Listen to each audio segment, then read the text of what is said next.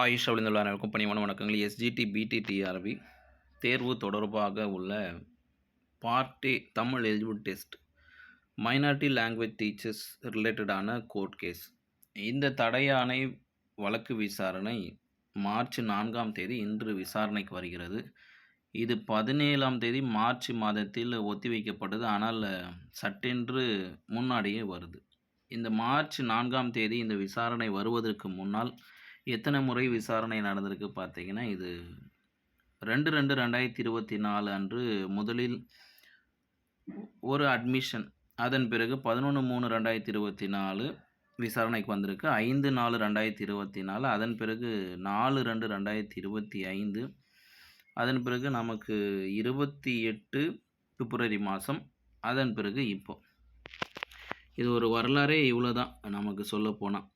ஆரம்பத்தில் அட்மிஷன் ஆகிருக்குது பார்த்தீங்கன்னா 11/7, 13/6 அப்படின்னு இருக்குது. நிறைய வழக்குகள் கனெக்டட். இதில் பிடி தேர்வு எழுதிய மைனாரிட்டி லாங்குவேஜ் டீச்சர்ஸும் இருக்காங்க, எஸ்ஜிடி தேர்வு எழுதிய மைனாரிட்டி லாங்குவேஜ் டீச்சர்ஸும் இருக்காங்க. அதனால் ஒவ்வொரு வழக்குகள் எண்களும் மாறுபட்ட நிலையில் இருக்குது.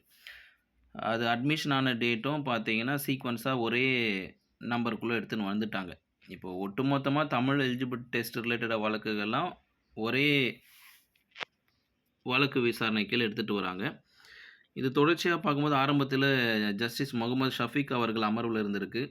அதன் பிறகு குமரேஷ் பாபு ஜஸ்டிஸ் அவருடைய அமர்வில் வந்த பிறகு கடந்த 3 விசாரணைகள், 3 ஹியரிங் பார்த்தீங்கன்னா இருவர் அமர்வு. நீதியரசர் சுப்பிரமணியன் அண்ட் ராஜசேகர நீதியரசர் இவர்கள் அமர்வில் தான் விசாரணைக்கு கடந்த 3 முறை வந்திருக்கு.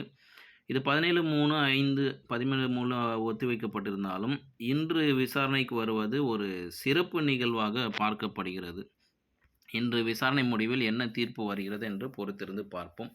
மீண்டும் இது போன்ற ஒரு தகவலோடு சந்திக்க ஆயுஷ் கசடர கற்க யாதும் முறை யாவரும் கேளு.